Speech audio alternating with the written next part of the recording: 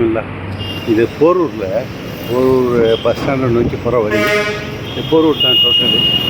அதை மெட்ரோ போடுறாங்க பாருங்கள். என்ன ஹைட்டு இது ஒரு 2 வருஷம் டைம் எடுக்கும்னு நினைக்கிறேன். இது வெளிநாட்டில் நான் பார்த்துருக்கேன். இந்த பாலங்கள் இப்படி தான் கொண்டு வந்து அப்படியே சொல்லிவிடுவாங்க. அதே டிசைனில் தான் இருக்குது.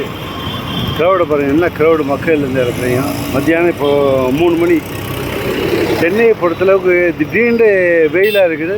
அடுத்த 5 நிமிஷத்தில் லைட்டு பவர் டிம் ஆகும்ல, அது மாதிரி அப்படியே டிம் ஆகுது. அடுத்து திருப்பி சூடாகுது. கிளைமேட்டு ஸ்டாண்டர்ட் இல்லை.